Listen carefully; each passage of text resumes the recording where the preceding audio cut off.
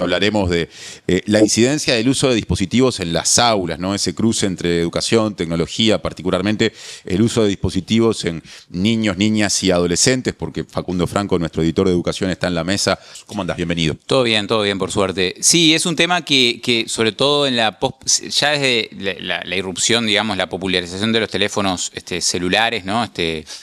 Viene siempre como siendo un foco de discusión, de debate en la educación. Bueno, en la pospandemia, o sea, después de lo que pasó en la pandemia, viene siendo un elemento creciente también de preocupación, en el sentido de que ya no, bueno, el foco de la discusión no está tanto puesto entre los docentes en de qué manera lograr que el teléfono sea una herramienta pedagógica, sino, bueno, cómo hacemos para que los chiquilines nos presten atención en la clase, ¿no? Y no solo eso, sino también que hay quienes están notando incidencia en el vínculo, en lo que es la socialización, ¿no? de los estudiantes, sobre todo de los adolescentes en la educación media, que bueno, que es también uno de los roles o de las funciones que cumple el sistema educativo, no solo que los chiquilines aprendan determinados contenidos, competencias, como cada uno prefiera, sino también, bueno, contribuir a esa socialización. Ahí el vínculo cara a cara es muy importante, ¿no? para eso. Y bueno, lo interesante es que esto va más allá del contexto del centro educativo, ¿no? No es que digamos, en algunos centros esto se está dando. Nosotros, en la nota que publicamos en esta edición de fin de semana, junto a Lucía Laurguet, relevamos, por ejemplo, dos experiencias o dos preocupaciones de docentes que trabajan en contextos radicalmente distintos. Por un lado, el Colegio Santa Elena, hablamos ahí con su director, Pablo Cayota. Bueno, en el colegio estaban notando esto que comentaba, ¿no? La dificultad de concentración. Hay algo clave que se llama la autorregulación, que es una capacidad que tiene el cerebro, digamos, de controlar impulsos. Nosotros como personas estamos todo el tiempo sometidos a impulsos o a tentaciones, por decirlo de alguna manera, de corto, mediano y largo plazo, ¿no? Yo ahora puedo estar acá en la columna y puedo haberme tentado a entrar al celular a ver cuántas personas me están mirando en vivo, ¿no? Esto es una tentación, digamos, de corto plazo que mi cerebro tiene la capacidad de regularlo y decir, no, esperá por lo menos a que termines de hablar para después, cuando vayamos a la pausa. Y bueno, y eso en la educación es algo que pasa todo el tiempo, porque el formato, ¿no? de aula está muy marcado por esa cuestión de la clase expositiva. Por supuesto que hay estrategias que toman los docentes cada vez más participativas, de trabajo en grupo y demás, pero bueno, es cierto que todo el tiempo está compitiendo en el aula la atención, digamos, de la clase con lo que está pasando en el dispositivo, que es eso, cada vez manda más alertas de distintas y notificaciones de distintas aplicaciones que bueno, que están yendo en contra, digamos, del proceso educativo. Eso, de un lado, que es lo que hablaba de lo que visualizaron en Santa Elena, y ahí generaron una experiencia que fue incluso evaluada también por el INED, por el Instituto Nacional de Evaluación Educativa, que ellos le llamaron estacionamiento del celular, que es antes de entrar al aula, digamos, o al centro educativo, lo hacen con estudiantes de séptimo, octavo y noveno grado, que es lo que vendría a ser antes primero, segundo y tercero de liceo. Y bueno, si bien todavía es un poco temprano para sacar evaluaciones o conclusiones definitivas, vienen ya el primer año que lo implementaron, notaron mejoras, por ejemplo, en el rendimiento académico y en lo que es justamente la socialización de los estudiantes, ¿no? Y bueno, eso en un tipo de contexto de centro educativo. Del otro lado, hablamos también con Camila Menchaca, que fue hasta hace poco presidenta de ADES Montevideo. Ella es profesora de historia en liceos principalmente de la periferia de Montevideo. También trabaja con grupos de ciclo básico, digamos. Y bueno, ella decía que también los profesores le dedican mucho tiempo y energía a discutir estas cosas. Y este momento, además, es un momento del año en el que justamente vuelve esta discusión de, bueno, ¿qué vamos a hacer este año? Estamos preparando las clases. ¿Qué vamos a hacer este año con el uso de celulares en el aula, que está siendo realmente un problema para lograr mantener la atención de los estudiantes durante periodos mínimamente prolongados de tiempo, ¿no? Entonces, ahí ellos notaban varias dificultades para, por ejemplo, tomar una medida similar a la que tomó el Santa Elena, ¿no? ¿Y por qué? ¿Cuáles serían o son las dificultades? Bueno, primero hay una cuestión que tiene que ver con el acceso a determinados recursos. Lo que decía Camila Menchaca es que muchas veces el celular termina siendo para los propios docentes un sustituto de otros recursos didácticos que tienen que ver con el aprendizaje de los estudiantes, como un lugar para mirar videos. A veces los liceos en general tienen una tele, pero muchas veces o está ocupada o es difícil acceder. A veces también las fotocopias, un docente quiere hacer una ficha de lectura, una ficha con ejercicios, por ejemplo, y si la quiere fotocopiar para todos sus grupos, las fotocopias corren por cuenta del costo, corre por cuenta del docente. No todos, diría que muy pocos centros tienen como esa posibilidad. Y bueno, por lo tanto terminan apelando a hacer la ficha digital para que los estudiantes la miren en el celular. Los dispositivos de Ceibal, que obviamente sin desconocer la importancia y la centralidad que tiene Ceibal, todos los partidos políticos lo han elogiado, expertos nacionales e internacionales. Hay a veces algunas limitaciones en el uso de los dispositivos de Ceibal. Camila lo explicaba con un ejemplo bien concreto. Primero, no todos los estudiantes siempre llevan la laptop, pero igual en el caso de que todos lo lleven, no hay, por ejemplo, en un aula de un liceo público de Montevideo promedio, no hay enchufes suficientes para que si todos necesitan cargar, no digo todos, pero la mitad de la clase necesita cargar su dispositivo porque se le termina la batería, no hay posibilidad de hacerlo, ¿no? Entonces son algunas cuestiones como bien prácticas que a veces, bueno, limitan un poco la posibilidad de uso, digamos, en colectivo de esos dispositivos. Y después hay toda otra serie, digamos, de elementos que planteaba también Camila y son también de recibo. Digo, porque esto tampoco quiero que quede como una cuestión de los chiquilines, la juventud está perdida, ¿no? Esa idea que a veces sobrevuela cuando tocamos estos temas, sino que muchas veces tiene que ver con el propio uso y sentido que le dan los adultos responsables de esos niños a los dispositivos. Camila decía, por ejemplo, que es cada vez más frecuente encontrarse con que el celular le suena a un estudiante en el medio de la clase y es alguien de su familia que se está comunicando con el estudiante, ¿no? Cuando hay un teléfono en el liceo, por ejemplo, para dejar avisos de, bueno, hoy tenés que pasar a buscar a tu hermano por la escuela o quiero saber si llegaste bien. Como todo ese tipo de interrupciones a veces llegan desde las propias familias. Sí, el uso del teléfono. Me hiciste acordar a cosas que pasaban cuando yo iba al liceo, o sea, hace ya muchísimo tiempo, ¿no? Hasta los primerísimos años de este siglo, lo terminé en 2001, o sea, cuando empezaba el siglo XXI yo terminaba el liceo, era una cosa muy excepcional, en general cuando llegaba un aviso, un anuncio para un estudiante o una estudiante por esa vía era porque había ocurrido algo a veces negativo o algo imprevisto simplemente que requería un aviso de la familia. Me da la impresión que esto de la tecnología accesible tal cual se presenta hoy hace que eso sea una distorsión continua por cualquier tema. Exacto. Y hoy es eso, todos y todas estamos mucho más ansiosos con el uso del celular, ¿no? Es cada vez más visible en el tránsito, accidentes de tránsito generados porque una persona no se puede contener en mirar el celular o responder un mensaje. Pareciera que todos somos bomberos, que nos va a llegar un mensaje que hay que ir a apagar un incendio, ¿no? Perdemos un poco la noción. Y bueno, eso justamente tiene que ver con los adultos también. Hay a veces...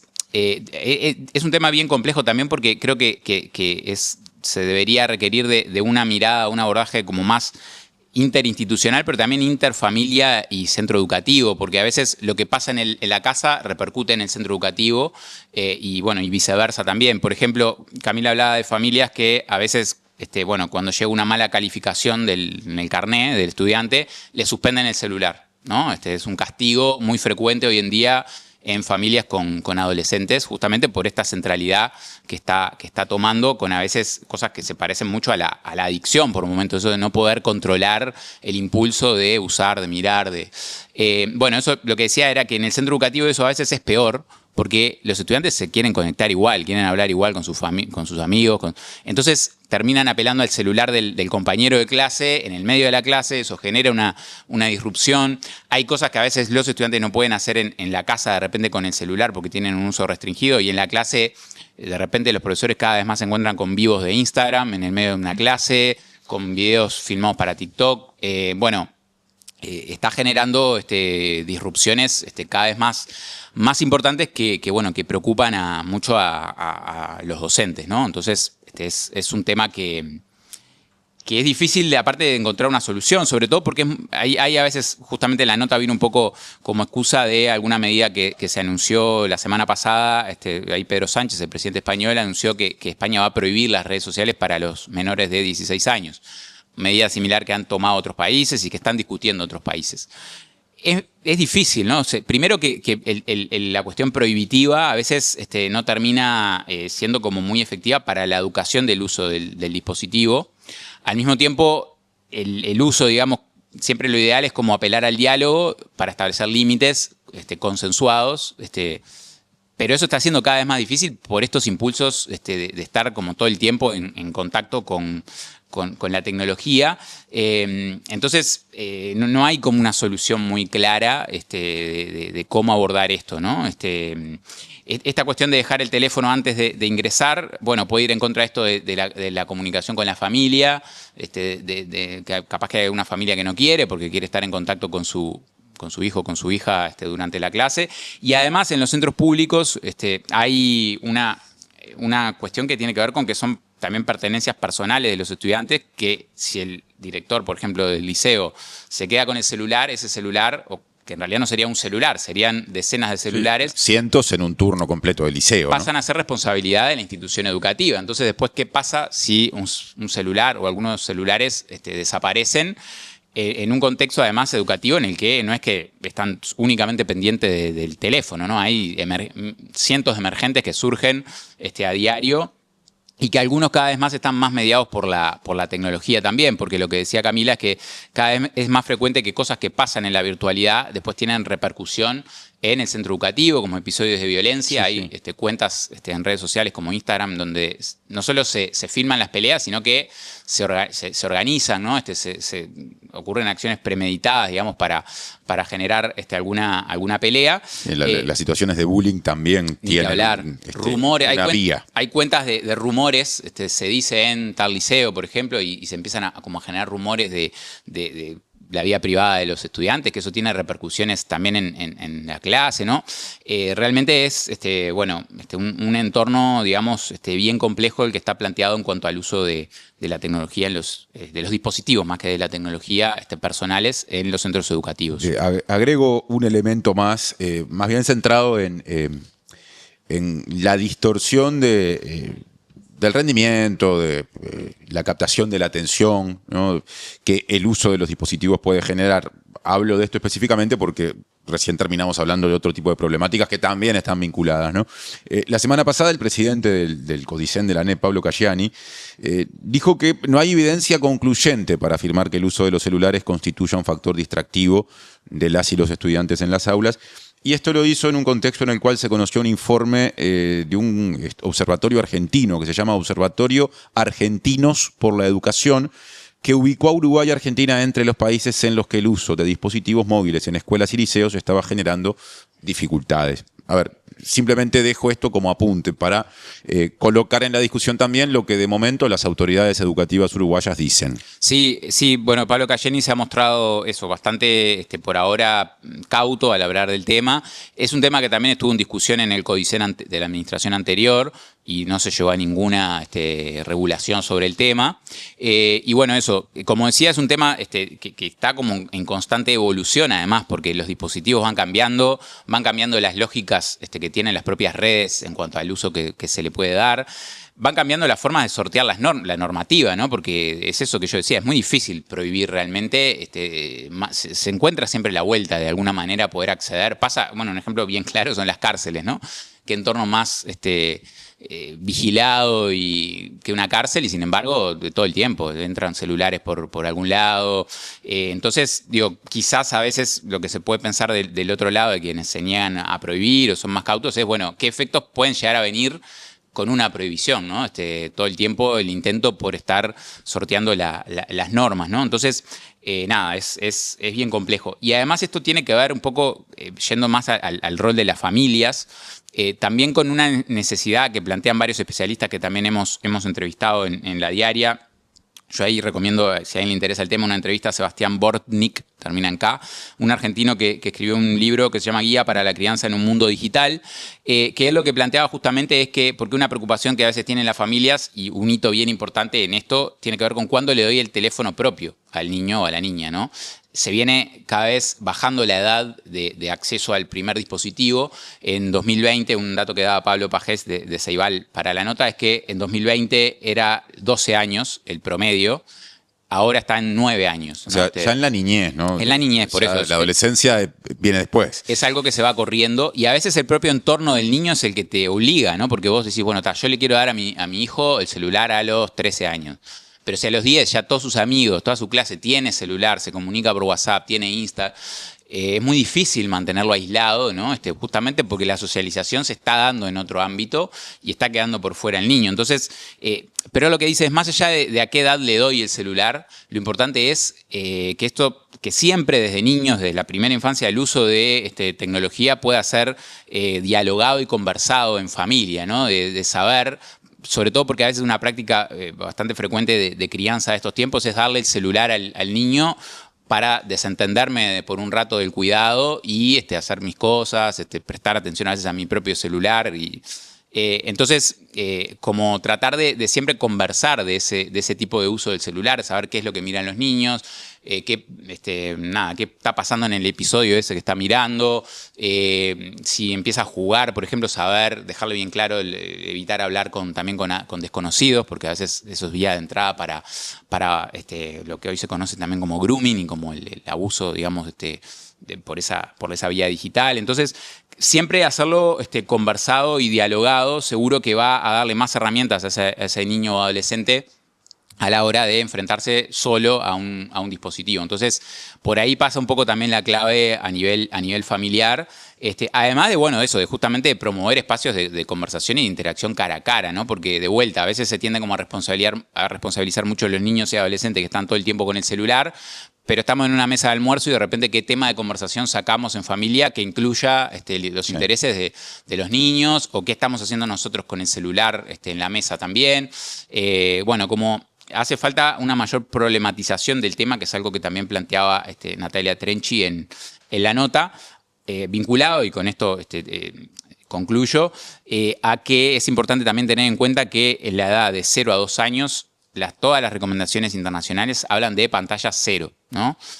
Digo porque también los niños entre recién nacidos hasta los 2 años, claro, si uno le da, o ellos miran una pantalla, el niño queda medio maravillado o hipnotizado más que maravillado. Y eso tiene que ver con el desarrollo también del cerebro a esa edad, ¿no? Que si para nosotros como adultos a veces es difícil dejar de mirar el celular o te enganchás con videos mirando, no sé, hasta no sé qué hora de la madrugada y no sabes qué hiciste con el tiempo, imaginémonos qué pasa con un niño que no tiene todos estos filtros establecidos en su cerebro.